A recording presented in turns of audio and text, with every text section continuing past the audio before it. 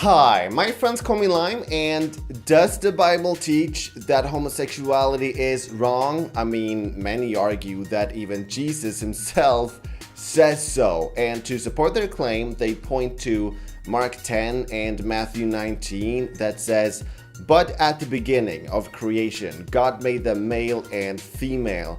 For this reason, a man will leave his father and mother and be united to his wife, and the two will become one flesh. So they are no longer two, but one flesh. Therefore, what God has joined together, let no one separate." So their argument is that the Bible says that men should marry women to the exclusion of all others.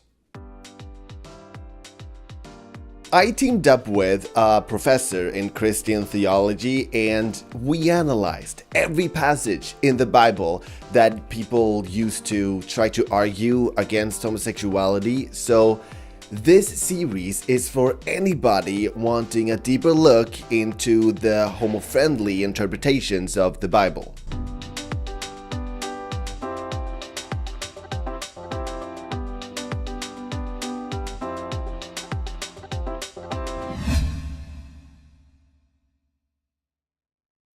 So then, first things first, what does one flesh mean? Well, people on the homo-negative side argue that it refers to sexual intercourse between a man and a woman, and that such an act is an expression of a union that is spiritual, physical, emotional, economical, and etc.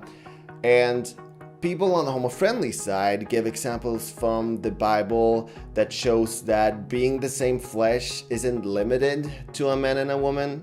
And for reasons like these, they believe that one flesh rather refers to be family. In any case though, they both seem to agree that becoming one flesh can refer to getting married and have sex, even if one side seems to limit it to that and the other side does not. And with that in mind though, Jesus does talk about a man getting married to and becoming one flesh with a woman. He doesn't just talk about becoming one flesh with someone. He's talking about a man being united with his wife, a woman. So then is that the end of it? Should we all accept a homo-negative interpretation? Of course not! Because when people use this passage to try to argue against homosexuality, they keep leaving out one crucial part. The part where Jesus says that there are exceptions. He says that not everyone can accept this word, but only those to whom it has been given. For there are eunuchs who have been born that way, and there are eunuchs who have been made eunuchs by others, and there are those who choose to live like the eunuchs for the sake of the kingdom of heaven. The one who can accept this should accept it, meaning that the word about a man getting married to a woman does not apply to everyone.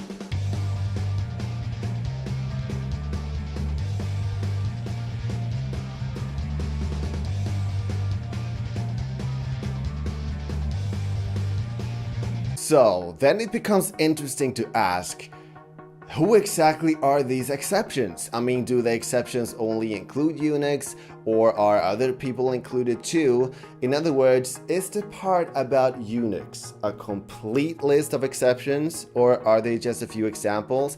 And if they are just a few examples, then it may open for homosexuals counting as exceptions too.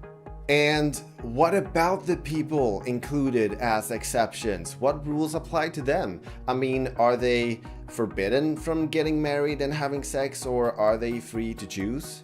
Personally, I don't see how this could be a complete list. I mean, the only difference between castrated men and other men is that castrated men can't create children.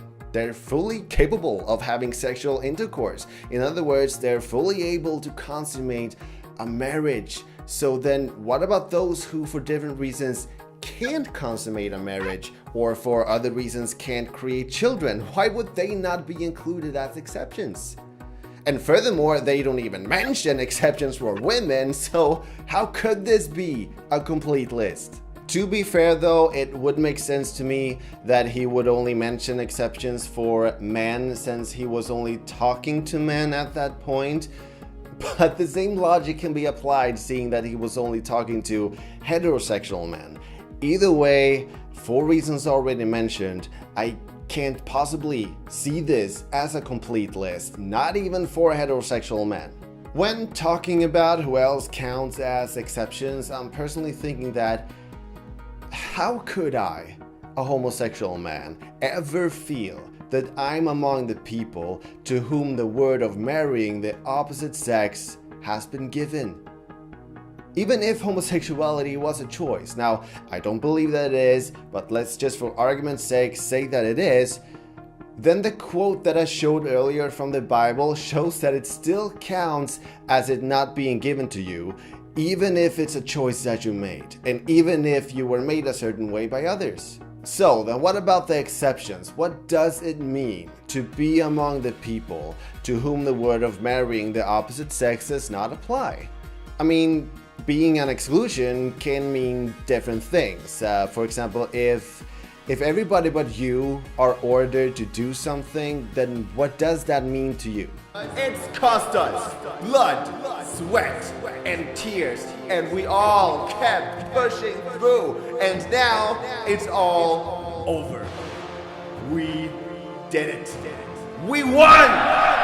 Now all of you wonderful bastards, you go home, you relax, you take care of yourselves, and you eat cookies. And that is an order for all of you. Everyone except Bob, you do what you want, I don't care what you do.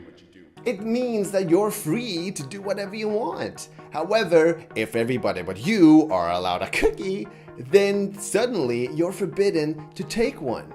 So, one usage of the word exception limits your options, while the other usage does not. So which is it in this situation? Are the exceptions forbidden from getting married and having sex, or are they free to choose? And if the exceptions are forbidden from getting married and having sex, then remember that Jesus mentions eunuchs specifically as exceptions, meaning that they would not be allowed to marry in church either, even if it was to someone of the opposite sex. So any church agreeing to marry a survivor of testicular cancer would be hypocritical, using this passage to deny homosexual couples marriage. So, I mean, we're all better off agreeing that the exceptions are allowed to get married, they're just not commanded to. One final argument from the homo-negative side could be that yeah, the exceptions are free to decide whether to marry or not, but marriage is still only between a man and a woman, so the choice is whether or not to marry the opposite sex, and the alternative is not having sex at all. So homosexuality is still wrong.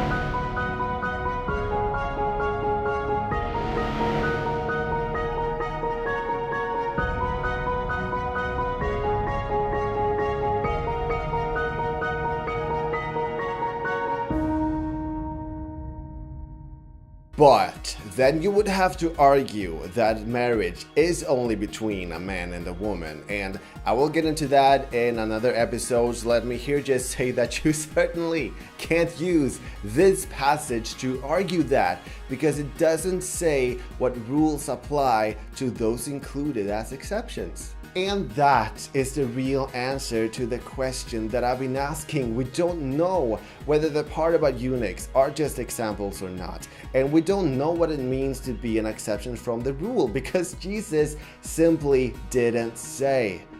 And I mean, we can all go on guessing what someone meant over 2,000 years ago, or we could realize that no other person knows you better than you, and therefore it should be up to you to determine if you are one of those people to whom it has been given. And based on that, it should be up to you to listen to your heart to decide what you should do about it. And in my opinion, if it's about mutual love and mutual consent, then you're definitely meant to go with it. So that's it for this episode. If you like this series, then please support me by subscribing. Hopefully this series provides you with new knowledge and new angles that you haven't thought about before. If you, however, already knew all of the arguments in this series, then awesome. Then you can inspire me and all the other people here with even more arguments, even better arguments maybe. I want this to be a give and take where we all inspire each other and make each other stronger by contributing to this pool of ideas that brings us closer to a more accepting world. So with that, thank you so much for watching. Bye.